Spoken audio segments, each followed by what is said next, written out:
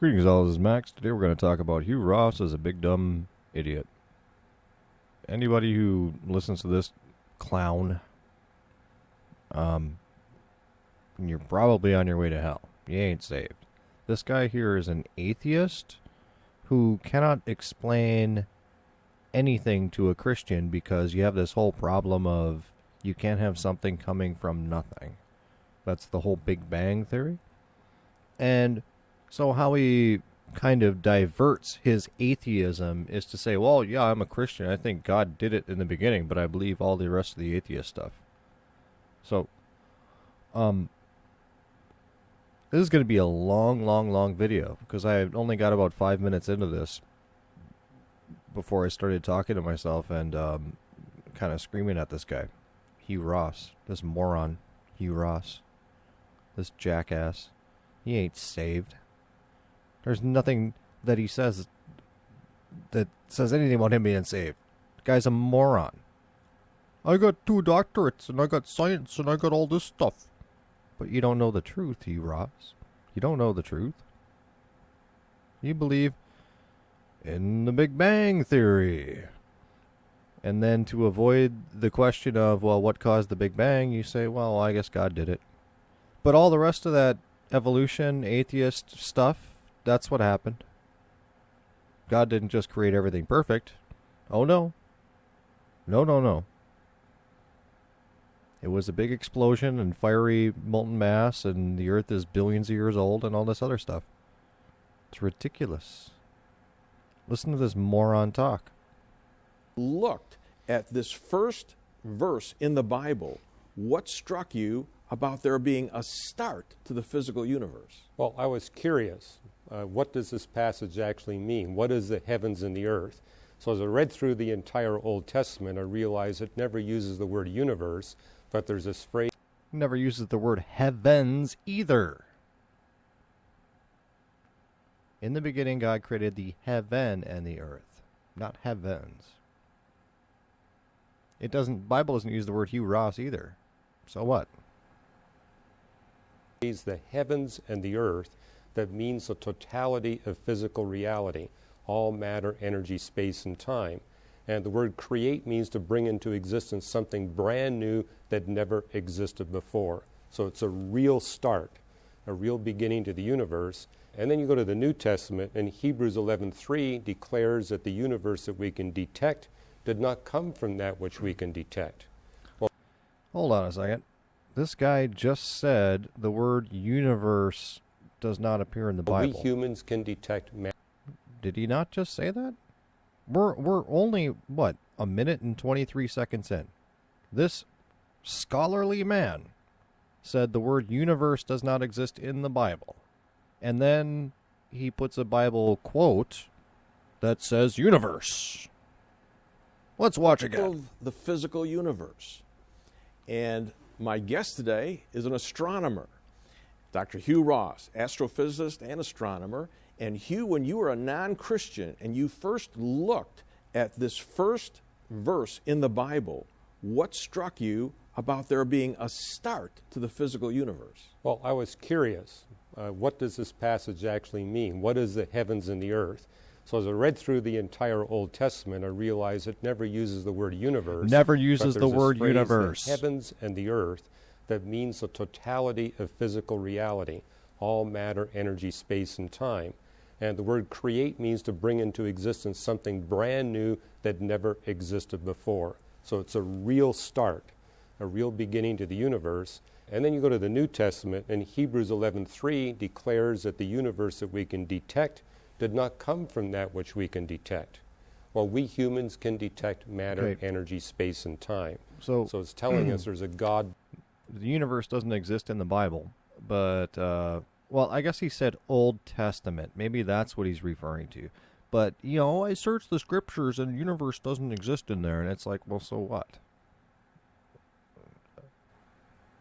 So? But then they have a Bible quote that says that, yeah, universe does exist in there.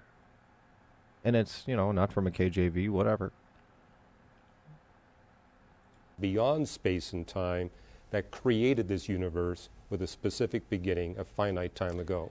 And the amazing thing is this Bible verse was written thousands of years ago before modern science even had a clue as to this. And in fact, they fought this start. We're going to talk about why they fought it, but they fought it, and this didn't really come true until what year? Well, in the 19th century, the predominant worldview is that the universe was infinite without a beginning. And it was in the early part of the 20th century, thanks primarily to Albert Einstein, that we realized, yes, the Albert Satanist Einstein that realized that it had to have a beginning, and so he changed his theories and his formulas to make it so that his math was wrong.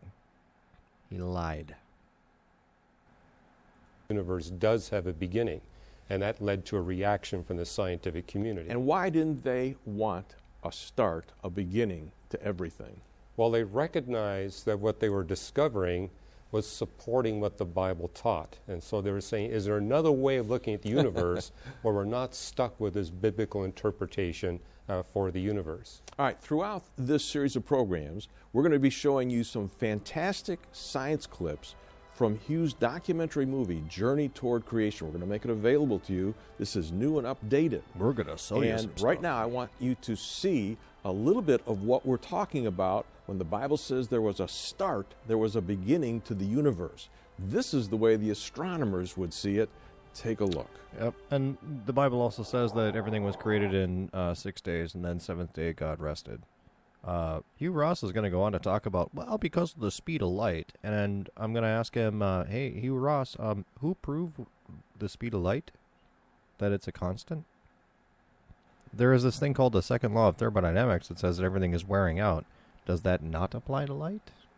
Could light have been instant in the beginning and it's gradually slowing down? Could it have been? I'm just saying, because you really can't measure the speed of light. You can't.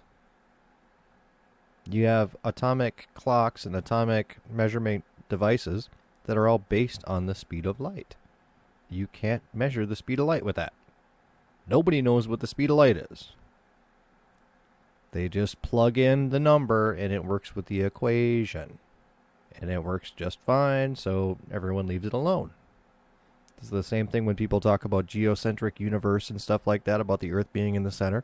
Well, hey, guess what? NASA plots everything as the Earth being in the center of the universe because it's just easier to do that. And everything works out just fine.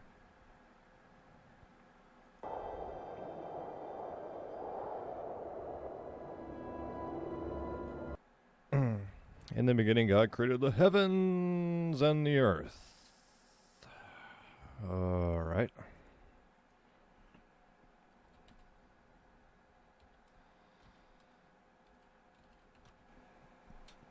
Well, I think I misspelled that a little bit.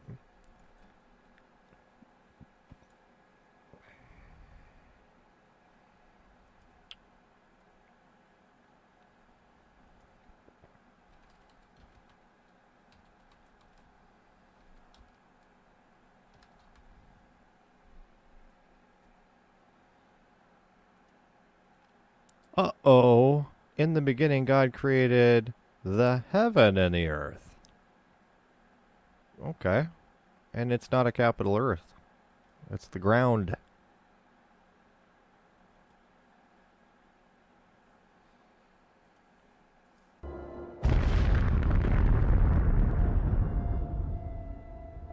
We are passengers on a controlled and purposeful explosion.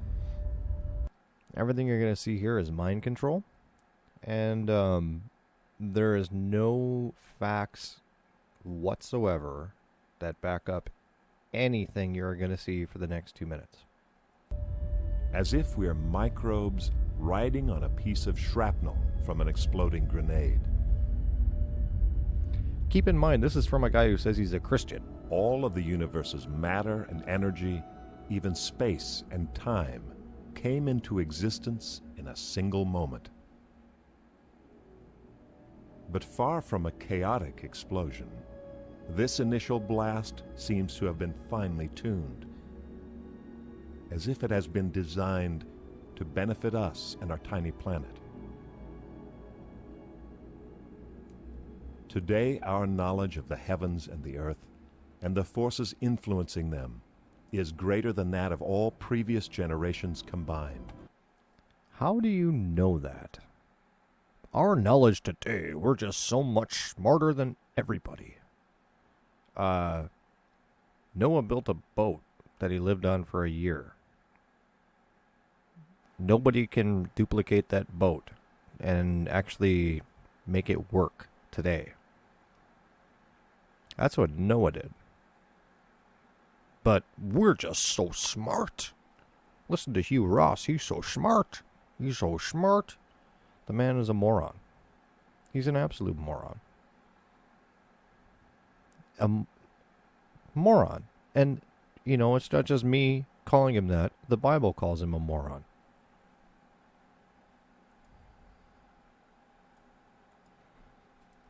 Science falsely so called.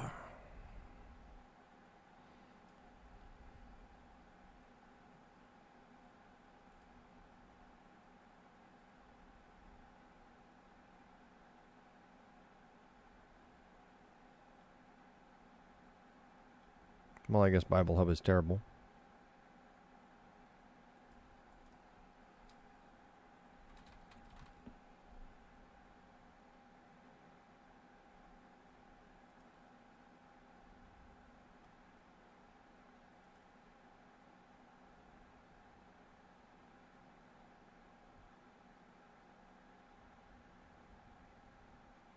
What the heck?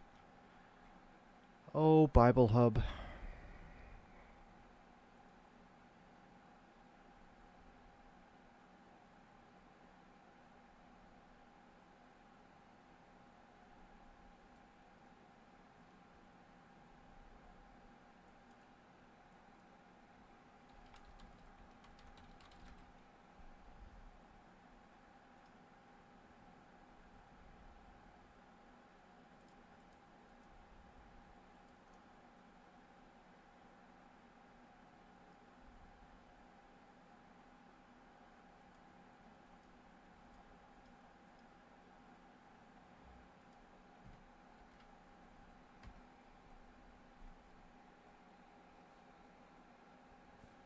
O Timothy, keep that which is committed to thy trust, avoiding profane and vain babblings and oppositions of science falsely so called. Dun dun dum. And our sense of wonder grows with each new revelation. Hugh, this is absolutely incredible what we're watching. We don't really understand all that we're watching. We're just getting the idea. And in a further clip going down the line in this program, we're going to show them more technicality. But in round terms, you have the universe coming out of. Nobody understands what Hugh Ross is talking about, and nobody understands the Big Bang, and nobody understands any of this stuff. They just take tests on it in high school because, yeah, that's what they have to do. But nobody understands it because it doesn't make any sense. It never made any sense. It doesn't make any sense right now. Makes no sense. Everything came from nothing. Yes, that's the way it is. Oh, but no, God started it. He kick-started it, and then everything just went on by itself after that. What a moron. This guy's a moron, too. Ankerberg? Moron. A single moment, which is hard for us to even get our mind around. How did the astronomers, what's the history here of how did you get to this point, and why did they have a reaction against it? Because it showed them there was a creator in back of this. Well, there's 2 points. The one about the beginning. If there's a beginning, there has to be a beginner. And of course, that doesn't sit well with non-theists. But the other thing that disturbed them is the beginning was so recent in the past, only billions of years ago. And whatever illusions the biologists had, the astronomers knew if it's only billions of years, there's no way they can sustain a Darwinian interpretation of life. And so they wanted either to get rid of the beginning, or if they have a beginning, let's make sure we have at least a quadrillion years. Tell the folks how Hubble, he started this thing in. Yeah, you can have all the time in the world. You're not going to create life from nothing. And you're not going to create a universe from nothing. That's why no smart evolutionist or atheist would actually call themselves an atheist. They would just say they don't have proof for God. And this is what Hugh Ross, in all of his 30 years of education, has figured out, is that I can't beat a 12-year-old Christian in a debate, and it makes me look like a moron. So what I'm going to do is I'm going to acknowledge that, yeah, God started everything, but then I'm going to go into say that everything is atheism, basically. I'm going to say that everything just continues on and on and on and on. There's no meaning to life. There was death before sin. There was all this other stuff that's completely anti-Bible. The guy doesn't sound like a Christian. I am 5 minutes into a 2-hour and 40-minute thing. Okay? 5 minutes in. He doesn't sound like a Christian. He sounds like a vain, scientific, I love my science, which God laughs at. I love my science. I'm a scientist. I went to the university and they told me what to think. And I kind of molded that in to some sort of like God worship somehow. He ain't no Christian. Guy's a moron.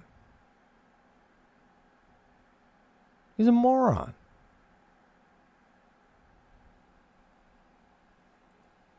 In terms of looking at the galaxies.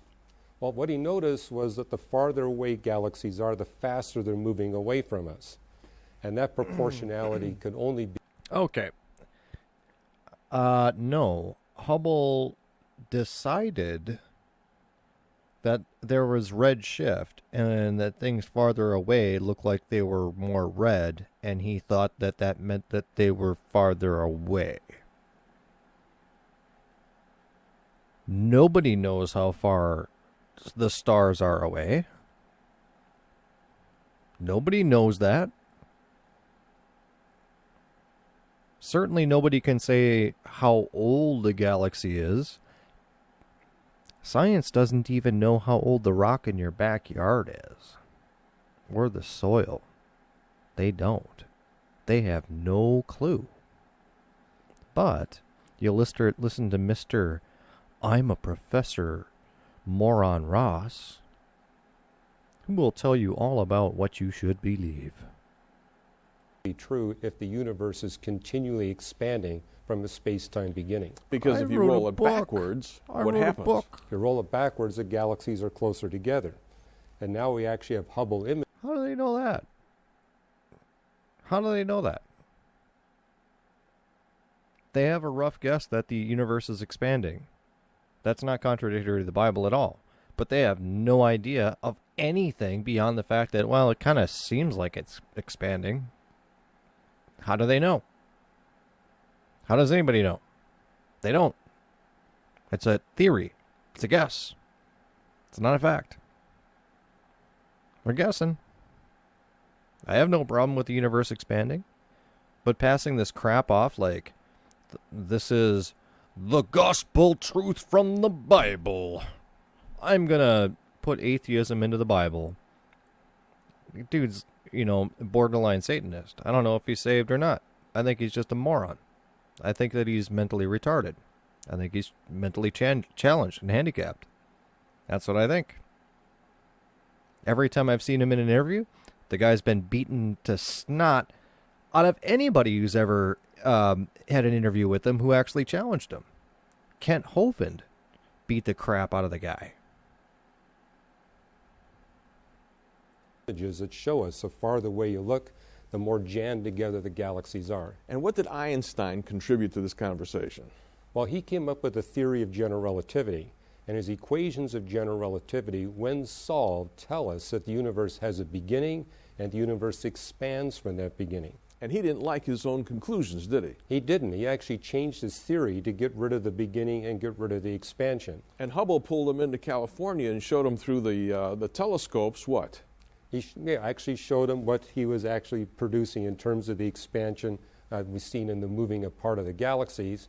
And that's when Einstein said, you know, my patch-up of my theory is my greatest scientific blunder. All right. So you have, then after Einstein, who is the big one? The big one after that was people developing instruments to look at the radiation from the cosmic creation event. Why? Well, if the universe is expanding from a space-time beginning, that means it's going to get colder and colder as it gets older and older. And therefore, they actually should be able to detect this radiation from the creation event itself. However, the universe is so old, they realize it's going to be very feeble.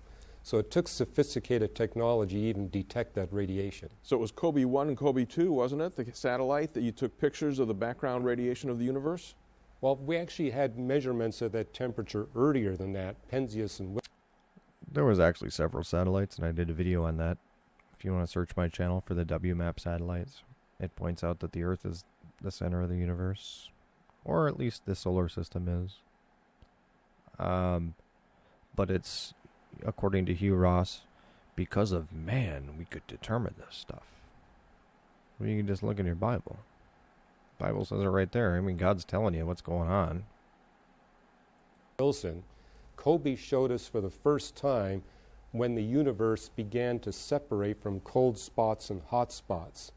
And then we actually have the Sloan Digital Sky Survey that shows that the clusters of galaxies we see correspond to the hot spots in the cosmic background radiation and the voids to the cold spots. By the way, isn't it biblical that the fact is that the universe is going to get colder and colder? It is. I mean, the Bible tells us that the universe expands from the space-time beginning under constant laws of physics, where one of those laws is a pervasive law of decay. And it's that second law of thermodynamics that tells us the universe must get colder and colder in a highly predictable way. And we now actually have measurements of the past temperature of the universe that perfectly fit the biblically predicted.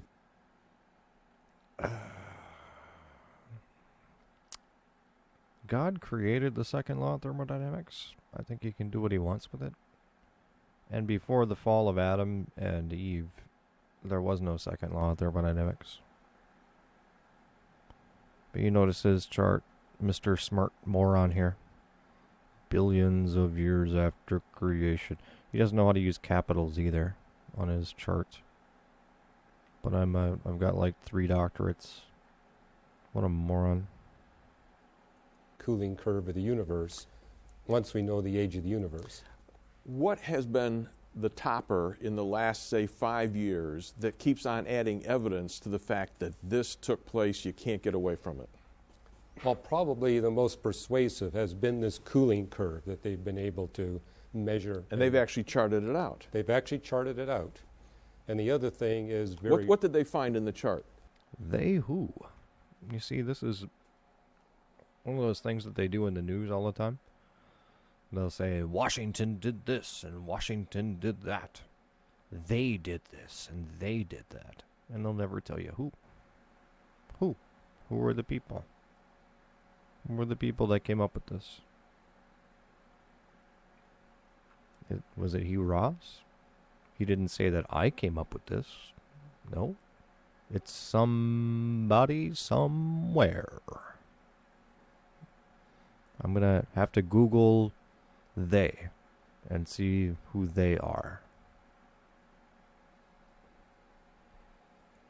Well, they were actually able to measure the temperature, the radiation of the cosmic creation event at different look-back times in cosmic history. And today there's 14 separate measurements of the temperature of the universe throughout the history of the universe, and the measurements actually fit what you would predict from the Bible. All right, you might ask, how do the astronomers know this? And we're going to show you a clip from Journey Toward Creation that talks about what astronomers do and how they observe the past. How do the astronomers is a know funny this? One.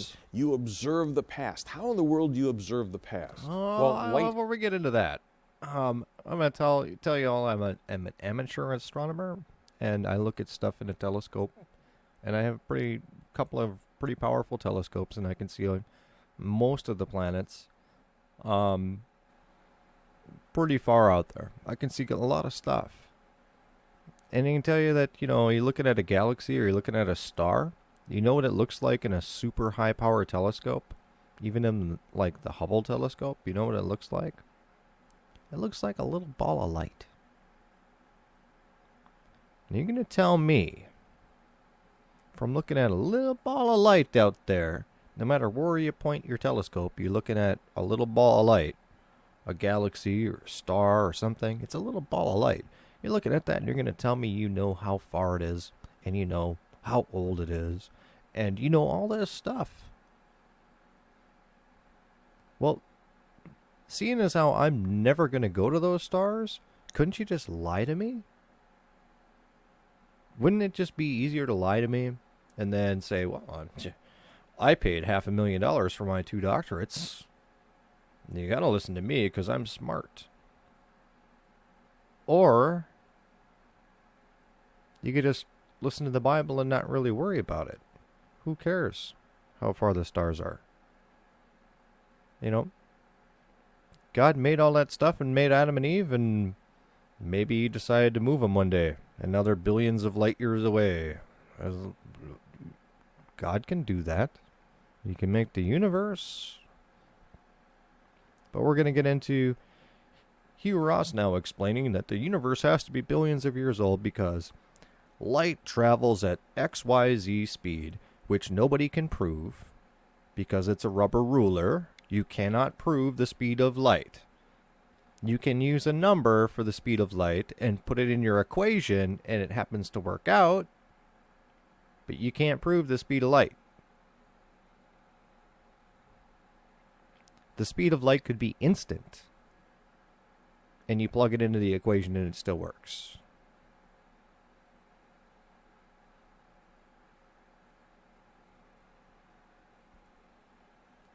Has a finite velocity, so it actually takes time from light from distant galaxies to get to our telescope. So it means we're seeing those galaxies as they were when the light left, not as they are right now. Yeah, so when we see the sun, it's actually, we're seeing the sun as it was 8 minutes ago because it takes that time to get here. And as you go to other stars and galaxies, it's further away, it takes time to get here.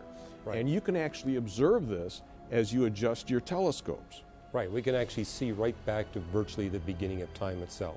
That's what I want to show you in this clip. Watch this. Liar. You can't see back nothing.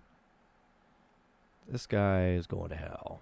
He ain't saved. He's a little moron who's put up there to like, hey, just say you're a Christian and believe in God, and you can go up there and go speak evolution. And then you can just say, yeah, well, God did it. Every time there's a question you can't answer, you can just say, yeah, well, God did it. Where's that in the Bible? It's in one of them. We'll pick up whatever of the 30 or 40 versions of the Bible out there, and whichever one has some sort of verse that comes close to any of the nonsense that I spout, then we'll use that one. This is the Keck Observatory, the world's largest optical telescopes. Together, these two telescopes have 8 times the collecting area of the Mount Palomar telescope and more than 30 times that of the Hubble Space Telescope. The Keck telescope has 36 independently driven mirrors. Computers control the movement of these mirrors so that they work in sync as one gigantic 400-inch telescope. It's also very precisely figured down to a molecule's thickness. With sensitive light and radio wave gathering instruments like this, we can look out billions of light years into space to the very limits of the cosmos itself. But as we look out into space, we're also looking back in time.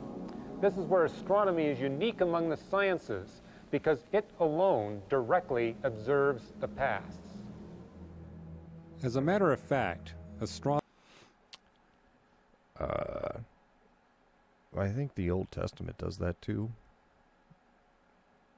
And I'm just going to say that regardless of what you think you're looking at,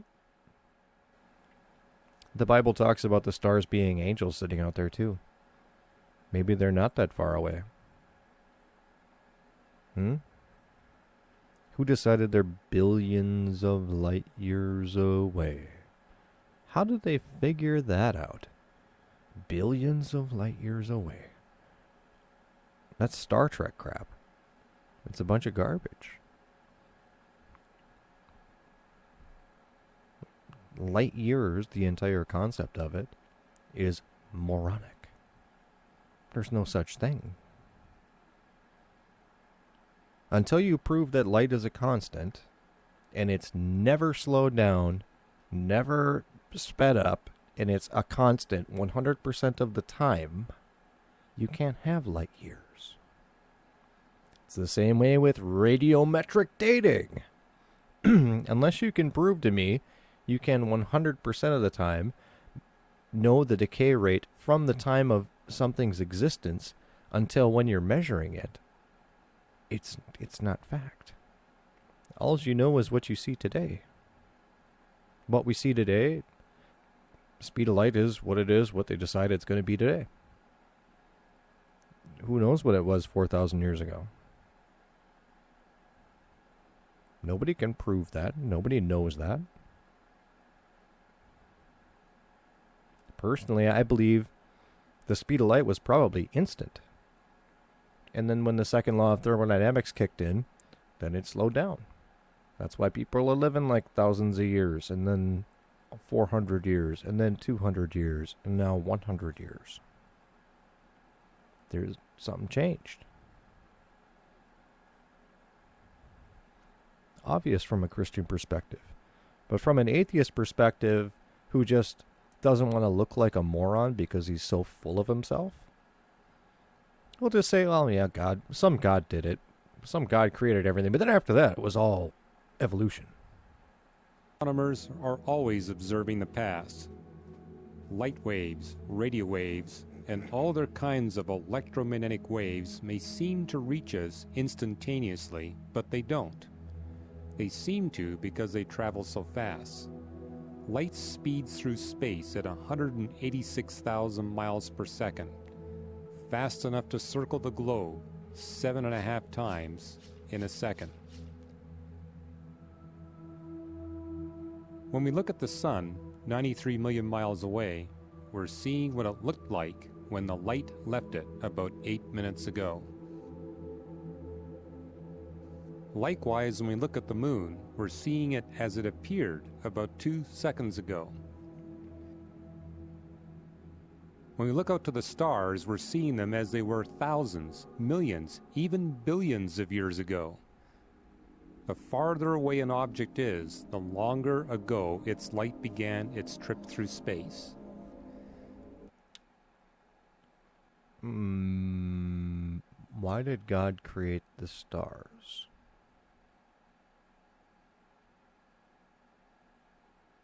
He built the earth and put man on it in the Garden of Eden for man, and had all the animals, and let man have dominion over them. Let Adam name them all. He put the sun in the sky and the moon, and then he made the stars later, kind of like, yeah, we'll put some stars up here too. Now, if it took billions of years for the starlight to get to Earth, what was the point of God creating them? The distance light covers in a year, about 6 trillion miles, we call a light year. Light years offer a more convenient method for indicating vast distances. The most distant galaxies ever detected by astronomers are about 13 billion light years away. That means the light from those galaxies took 13 billion years to arrive on Earth. As we gaze at this galaxy, we're looking back in time at how it appeared 13 billion years ago. That clip is fantastic, Hugh. And let me ask you this question with all... Moron. Here's the thing here. I don't have a problem with this kind of stuff, except this is on a Christian network. And Ankerberg was recommended to me by people, so I thought I would check it out. That was the first video that I clicked on, and within about 30 seconds, I'm like, no. We're not gonna do this. This is complete mind control, moronic, satanic BS. I don't have a problem with, there's a lot of stuff like this out there, but, you know, if Hugh Ross would say, we think that everything is billions of light years away, or I think that things are billions of light years away, I would not have a problem with it. The problem is that he puts himself up as some super scientific expert who knows everything about the Bible and everything about science. And this is just it's just fact. It's just fact. When everything that they're saying is utter BS. Everything. They don't know anything. They don't know anything about what they're talking about. They have theories and ideas. And those theories and ideas are not intermingled with Christianity. They're intermingled with paganism. They're intermingled with evolution. They're intermingled with man controls his own destiny and all this other stuff. It has nothing at all to do with Christianity. Nothing. All of the advances in science that we have, how far back can you now look with these telescopes? Well, it gets you back to when the universe was about 5% of its current age. But now we have instruments in radio astronomy that can tell. Come on, please, now. Really? You can tell when the universe is 5% of its current age. Oh, okay. Okay, buddy. How old are you? Like 80? So you've been around for 6 billion years, however old you think it is, and you can say that. You were there when it started. You can say that, huh? Guy's a lying fool. And you know, there's a lot of lying Christians out there, but to get paid and to go on a show and spout this nonsense and lie, you're going to hell. You're not a Christian. This dude's not a Christian. He's a moron. Tell us what the universe was like when it was 100 billionth of a trillionth of a trillionth of a second old. That's how close we can get to the actual cosmic creation event. And this is where we get the most compelling evidence. I can get to 100 billionth of a trillionth of a second to when the universe was created. You lying sack of crap. You should put that on your gravestone. I figured out the cause of 1 billionth of a trillionth of a second when the universe was created. I figured that out because I'm a scientist. I figured it out. O Timothy, keep that which is committed to thy trust, avoiding profane and vain babblings and oppositions of science, falsely so called. Come on, Hugh, let's go. That indeed the universe must have had this space-time beginning. All right. And we're going to take a break. When we come right back, we're going to show you what scientists say in more detail about that moment when God brought everything into being, what they know about that event. It'll blow your mind. Stick with us. We'll be right back. This part I actually haven't watched yet because I got so ticked off that I pretty much had to start recording this video. We're talking about some amazing things going. about Genesis 1:1. In the beginning, God created the heavens and the earth. Have a running commentary. What do scientists know about that moment when he brought everything into being? And my guest today is astronomer and astrophysicist, Dr. Hugh Ross, and we're going to go right to his clip in his beautiful documentary movie, Journey Toward Creation, that shows you what scientists have discovered as they've gone back in time toward the moment when God brought everything into existence. I want you to watch this. We'll need a new mode of transportation to carry us the rest of the way back to the moment of creation. Our new vehicles will be radio and far infrared telescopes. With these instruments, we can look back to the time before galaxies. No, you can't. If our eyes could see radio waves or infrared waves, we would be able to see distant galaxies more easily. But our eyes can only see electromagnetic emissions in the visible light wave spectrum. Waves in the radio part of the spectrum allow us to peer back in time even farther. This map of the cosmic background radiation, literally the radiation left over from the creation of the universe, carries our eyes as far back in time as any telescope I'll be amazed if he talks about the axis of evil, because this study that he's talking about here shows that our solar system is basically in the center of the universe, as far as all the scientific data shows. I catch a lot of flack for that.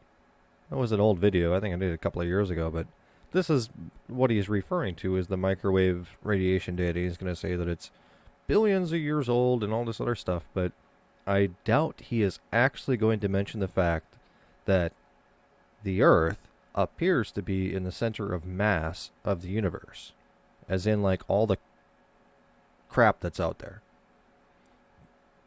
Right? There's like this cross section here, and you've got the Earth and the Sun, and you can't get that fine tuned with what they're doing, but the Earth is in a preferred location, which appears to be in the center of the mass of the universe. Huh. It's amazing. Gee. I think the Bible said that the Earth was formless without void, created first. Right? And then, the sun and the moon. And then, well, actually, created plants first before the sun and the moon. But old Hugh Ross thinks that there's billions of years between, like Genesis 1 and 2 or something.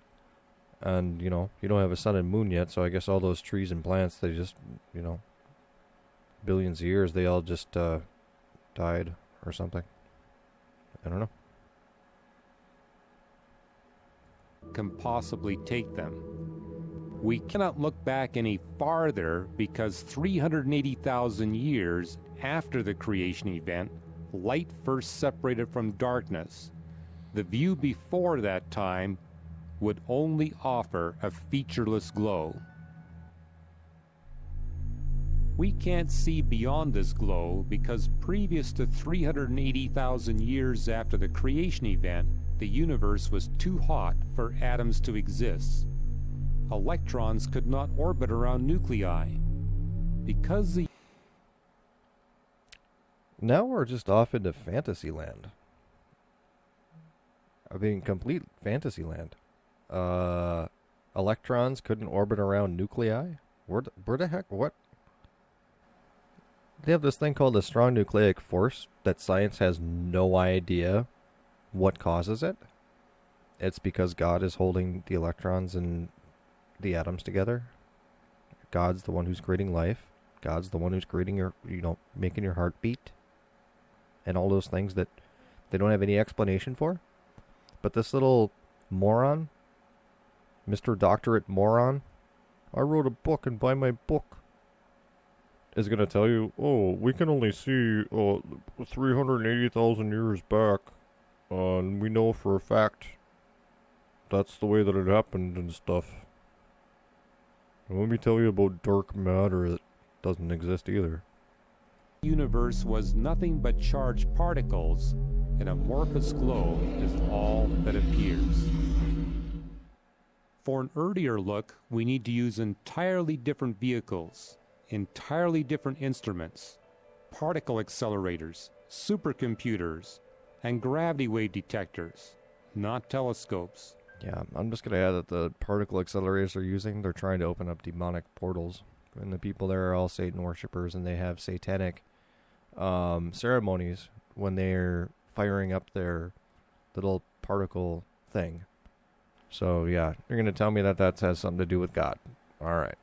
With these machines, we can duplicate many of the physical conditions of the cosmos at its earliest moments. The study of the cosmos can be compared with the backward running of a fireworks video. As we measure and observe the cosmos closer and closer to the first moment of its existence, we are running the tape backward toward the moment of creation. It's called uniformitarianism, which I've also done a video on, and how stupid it is. I mean, I am almost a high school dropout. Actually, well, I did pretty good in high school, but, I got into a lot of trouble and stuff. And I'm not exactly a super smart guy, but I could tackle Hugh Ross on anything about the Bible and make him out to be a moron, because he is a moron. The guy doesn't know anything. He knows schoolbook fake science and atheism. And then because I'm assuming, it just makes sense to me that because he couldn't answer questions from Christians like, oh, how do you have a big bang from nothing? Where do you get life from non-life? These are very, very simple questions, right? And because moronic atheists like Hugh Ross can't answer those, they say, well, I guess I believe in God then. I'll just say God did it. But I'm going to stick to billions of years, looking back into the cosmos, look at all of my science, and look at what this guy says and what that guy says, and mysterious scientists, and they say this and they say that. There's never any names or anything. The only person he could come up with is Albert Einstein, who also admitted the guy was a liar. And a lot of what Albert Einstein did was probably attributed to his wife.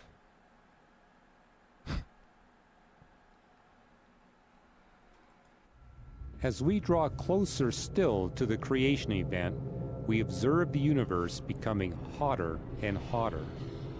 Eventually, in this backward replay, the universe will be so hot that protons and neutrons can't stick together. All atomic nuclei fall apart. Let's push on. As we probe even earlier, we encounter a blinding flash. I'm assuming that they reproduced this in a lab somewhere. Just 1 millisecond from the creation event. This flash is generated by the sudden annihilation of all antimatter in the universe. A delicate balance of 1,000,000,001 particles to every... Prove to me antimatter exists. Prove any of this stuff. This is just fantasy. God just made it. That's how it works. Why does God need to do all this stuff? You need to think about it. I'm going to create a universe, and I'm going to create it so toxic that the atoms that I created can't even hold together. Well, how did the atoms come together? Because Hugh Ross is an evolutionist, and he believes in spontaneous generation. He believes life comes from non-life. He believes that a pile of dirt can turn into a frog, and then eventually turn into a tree, and then eventually into some sort of whale, and eventually into people, because he's smart. He's a smart man. Billion antiparticles guarantees the existence of matter in the later universe, and it also guarantees the possibility of life. Pushing back to just a few dozen... You just heard him right there. I haven't listened to this yet. You just heard him say it right there. He believed that the Big Bang happened, and because all of the protons, neutrons, and electrons, and the things that make up atoms, everything was so hot that the atoms couldn't stick together, but somehow because of that, life could happen when it was forming. He's not giving God the glory. He's not giving God the credit. He's not a Christian. He's going to hell. The guy's a moron. The Bible calls him a fool. And anybody that listens to him and believes this crap is also a fool. Here, let's listen to him talk about evolution again. Moment of its existence, we are running the tape backward toward the moment of creation. As we draw closer still to the creation event, we observe the universe becoming hotter and hotter. Eventually, in this backward replay, the universe will be so hot that protons and neutrons can't stick together. All atomic nuclei fall apart. And life was created. Let's push on.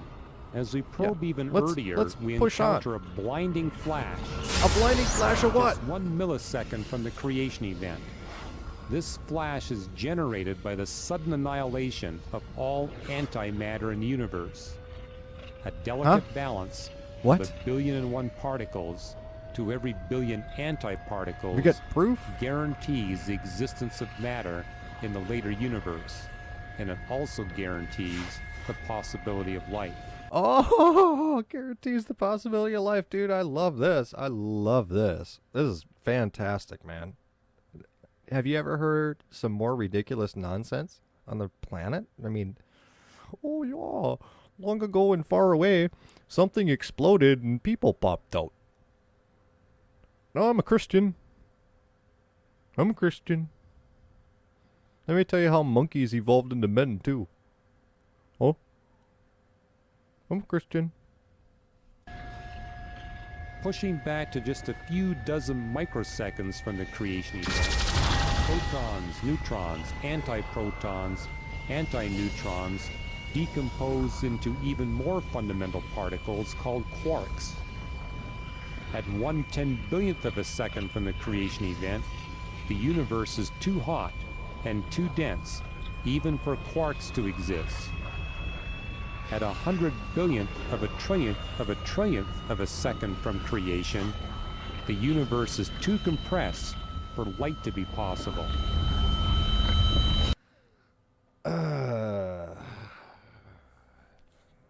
Do I have to pull up Genesis 1:1? Do I really have to do that? I mean, a lot of times people watch shows like this, and it's kind of on in the background. They're eating dinner, and, you know, people just kind of sit and watch it. And it's a lot of mind control in there. And there's a lot of music and tones and flashing lights and people saying, they said this and they said that. And, you know, trying to be authoritative and getting their point across, and not just saying that, yeah, well, this is what we think happened. So in the Bible, it basically says God just made everything and everything was good.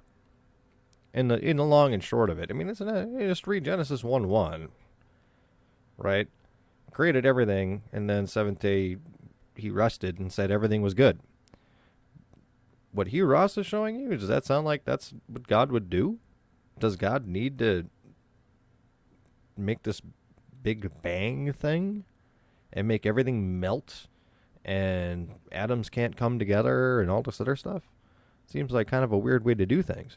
And you notice that they always want to go back to like 1/trillionth of a billionth of a 1/10 of a second of a whatever is when everything happened. And he's just saying Big Bang. That's all he's saying. He doesn't believe in God. Guy's a moron. And yes, I am going to keep saying he's a moron over and over and over and over again. The universe is now completely dark and smaller than a single atom. All we see at this proximity to the creation event are the shrinking dimensions of length, width, height, and time. That is, until we reach a speck of time, just a 10 millionth of a trillionth of a trillionth of a trillionth of a second from creation. Come on, dude. Really? Before this moment, all 10 dimensions of the universe began to expand. 10 dimensions of the universe. After this instant, only 4 dimensions continue to expand. So what has happened to the other 6 spatial dimensions? They remain tightly curled up, smaller than a billionth of a trillionth of an inch. Hugh Ross isn't a around moron. our He's smoking a dimensions crack of length, pipe. width, height, and time. These other 6 dimensions still exist. Let's start worshiping no pagan idols too now, uncurling. and New Age. I think Hugh Ross needs to team up with the rest of that British guy who believes that the president's an alien or a lizard or something. David Icke. Yeah, Hugh Ross needs to go hang out with David Icke. Yeah, there's 10 universes out there. There's 10 of them. But we'll never see them. Science has proven that somehow. What a moron. the way. The universe continues to shrink, the 10 dimensions growing smaller and smaller. At the creation threshold itself, often referred to as the Big Bang, all 10 dimensions become infinitely or near infinitely small and suddenly disappear. And it is from this infinitely small beginning that the entire universe sprang forth, and every aspect, from the formation of planets, galaxies, stars, to the relationship between the mass energy and the space energy density, and even the laws of physics themselves must have been carefully fine-tuned from the creation event in order to make life possible for this brief moment in cosmic history on our tiny blue dot. Hugh, for most of us as lay people, that's mind-blowing. I keep waiting for her to say, like, God must have finely tuned all this stuff, but he'll never say it because the guy's an atheist. He's going to hell. He's a dirtbag. He's a complete dirtbag. And he's a moron. I mean, this is a 2 hour and I can't stomach anymore. My video has probably even gone long enough. I mean, this is retarded stuff. You have to be mentally handicapped. And when I say retarded, you know, some people might take offense to it. But that's just the way that I speak, okay? And when I talk about retarded people, I'm not talking about some kid who was shot up full of vaccines and now he's autistic. I'm not talking about some lady who decides she wants a flu shot every other week and has kids and the kid's a little dumb. That's not who I'm talking about. When I say retarded, I'm talking about people that are mentally handicapped for what you would expect of them. Hugh Ross, I believe, has 2 doctorate degrees. The guy's a moron. If you have 2 doctorate degrees, you'd think you would have a little bit of logic. Richard Dawkins is another one who is a complete moron. I'm sure he's really good at science and whatever his science stuff is. But you get into philosophy and you get into common sense stuff, they're absolute morons. Why? Because they hate God. They hate God. They want nothing to do with God. And any way that they can avoid dealing with God, they're going to do it. That's who they are. That's who these people are. Billions of years ago, the universe that, well, I'm not going to say God did it, but it happened. 1/trillionth of a billionth of a second. There was a bang.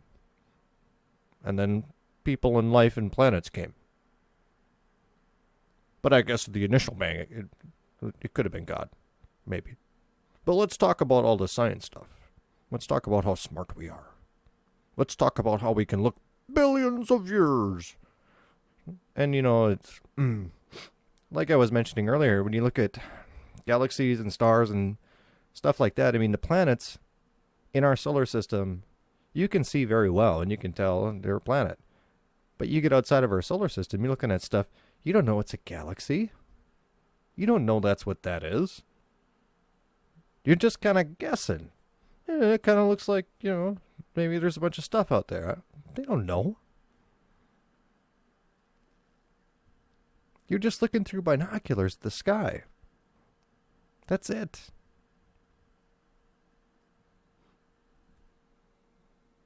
And rather than look at his Bible, we'll listen to him talk about, as the university goes. Yes. But for the scientists, why does this start to the universe, which takes us back to Genesis 1:1? Why does it scientifically actually point to a creator, the God of the Bible? We've been looking at the observations so far, but complementing that are theoretical work, where they can actually take the equations of general relativity and the fact that the universe contains mass and develop a theorem that actually proves that the universe has a beginning that includes a beginning of space and time itself, which implies that there must be a causal agent beyond space and time that created the entire universe. And it's that declaration that distinguishes what the Bible teaches about creation from what the other religions of the world teach. And so these astronomers recognize this is actually pointing to the God of the Bible. And over a period of 10 years, 2 astronomers, Arvind Borde and Alexander Vilenkin, spent 10 years trying to find a loophole. And the end was they produced another theorem, this one right here, which says that any universe that expands over its history must have this space-time beginning and implies there must be a creator beyond space and time that created everything. And only a universe that expands is able to have life. So you're living proof that there must be a God beyond space and time that created the entire universe. And does this God want us to know him? Well, the very fact that he designed the universe in such a way that we could discover him through observing the universe tells us he wants to be known, he wants to have a relationship with us. Folks, our goal in this series is to take you through Genesis chapter 1 and to talk about not only what God said, but also we're going to show you what God did to the extent that we know today. And it's absolutely fascinating. And next week we're going to talk about how God fine-tuned the universe and how God has carefully created our world. I hope that you'll join us then.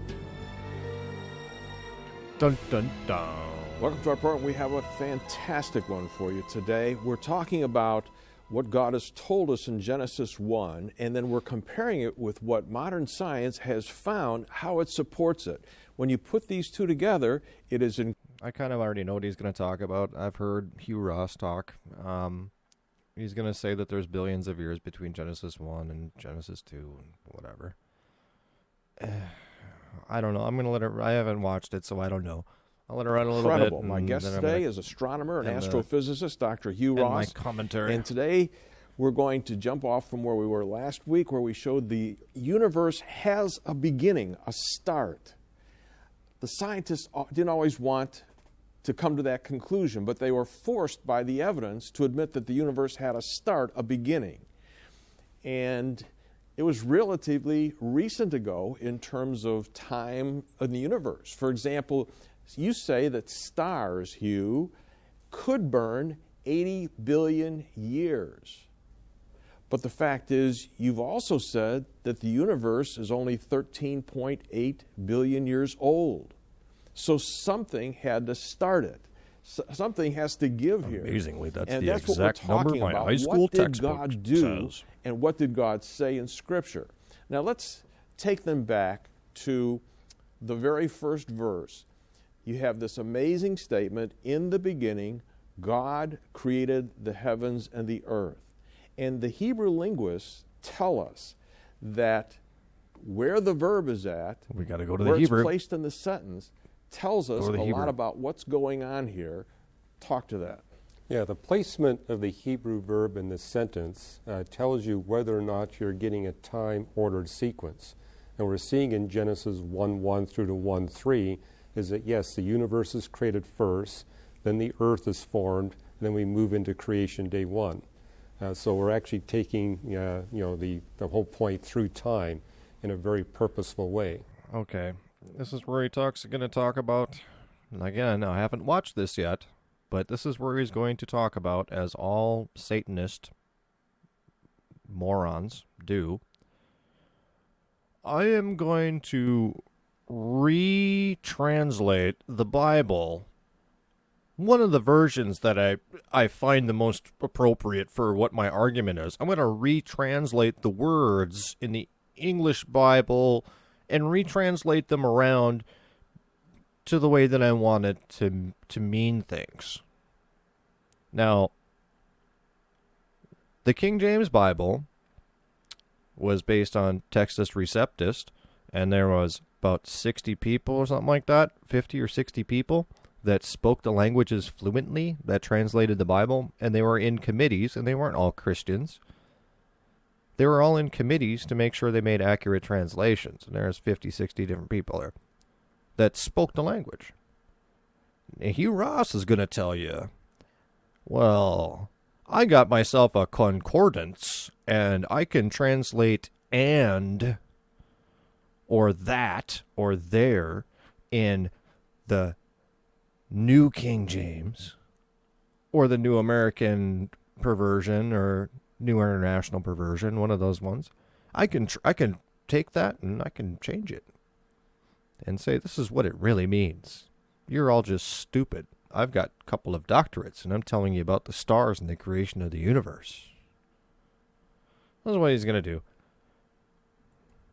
Then you notice when you came to verse 2 that all of a sudden the shift came in terms of the vantage point of the one that was talking. You come from the whole heavens to the earth, and it says this, now the earth was formless and empty, Darkness was over the surface of the deep, and the Spirit of God was hovering over the waters. What are the four things you find there? Well, it begins by saying it's empty and unfit. In what context? Well, the rest of the chapter is talking about life. So I interpreted that it was empty of life, and it was unfit for and life. an astrophysicist. Water covered the whole surface of and the now earth, he's a Bible and scholar. It was dark on the surface of the waters, and that God was going to tell us what's taking place in the 6 days from the point of view. I can't take any more of this dirtbag. I honestly can't. I actually intended to do a video on, someone called me a cultist for being a dispensationalist or something. And I asked him if he believes that there's a New and an Old Testament. And that pretty much ended the discussion. I thought I would make a video on that. You know, about dispensationalism again. That's kind of important. But, you know, I saw this, and this is one of the main reasons that I do my channel. It's stuff like this that makes me so angry that I have to do a video on it and warn people and tell people, watch out for this stuff. And I know you might find it distracting that I'll play the video and I'll speak over it and I'll stop it and say something and stop it and say something. And that's pretty much to break you out of what they're saying and to think about what people are saying. Everything that has been said in the last 24 minutes of Hugh Ross's video has been complete nonsense. There is not one fact.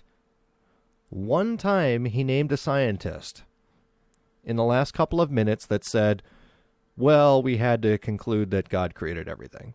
And he named the scientist. But that's it. Everything else is complete fabrication. And now he goes in and he wants to retranslate the Bible. What God really meant, what this means, he's telling you what Genesis 1 means? Are you kidding me? Are you kidding me? Well, just look at it for a second. Now, unless you're a baby, like less than 3 years old, you can probably get in the beginning God created the heaven and the earth. Not heavens, heaven. The earth was without form and void, and darkness was upon the face of the deep, and the Spirit of God moved upon the face of the waters. And God said, let there be light, and there was light. And God saw the light, and it was good. And God divided the light from the darkness, and God called the light day, darkness he called night. And the evening and the morning were the first day.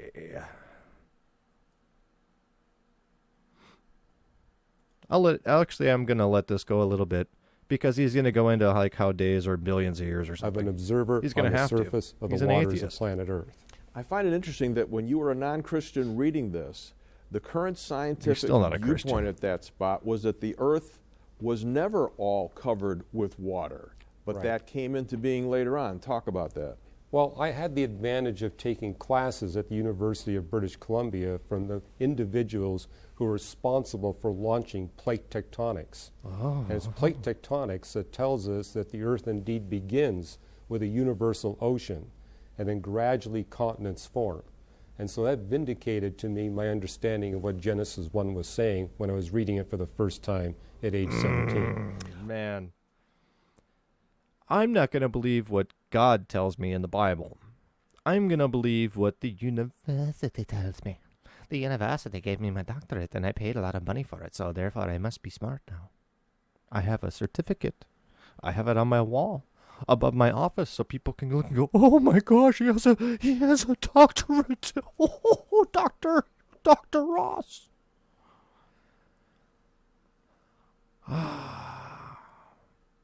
I feel bad for the man.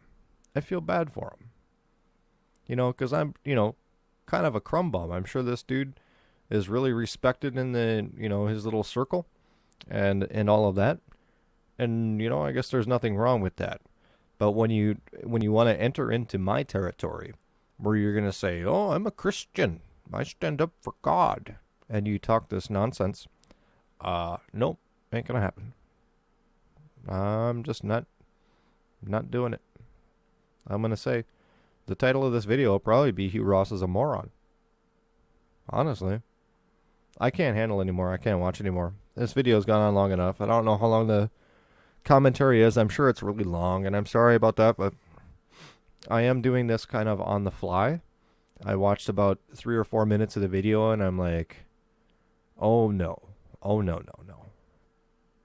And, you know, I know a little bit about Hugh Ross. I've watched a few of his debates and things like that, but I never thought that he was this satanic and evil. I never knew that. How I am the smart scientist. And let's listen to all of these guys, and let's do Big Bang, and let's do evolution, and let's do all this other stuff. And then we'll never mention God. You know, he says, he acknowledges that, well, God had to have started everything, but then after that it just kind of ran by itself. You know, it's moronic. Why would you go back to the Bible? The Bible doesn't say anything about that. What's the point of life if everything evolved? There is none. I mean, these quote-unquote educated people are the biggest morons I've ever heard. Richard Dawkins, Hugh Ross. These guys are morons.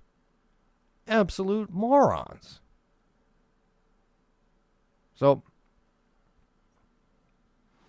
and, you know, Ankerberg for supporting him is going to be a moron too. I don't really know anything about Ankerberg. This is the first video I've ever seen with him in it. But it looks to me like he's an idiot who just wants to get money from people and, you know, sell stuff. He's not asking any questions about, well, you know, the Bible says this and the Bible says that, and he's not asking any serious questions. He's catering to Hugh Ross and promoting Hugh Ross's book. So he's just as bad as Hugh Ross.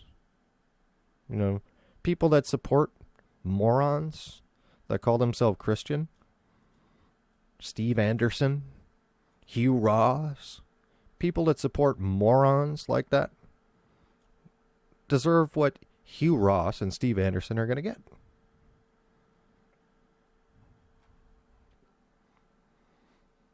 So,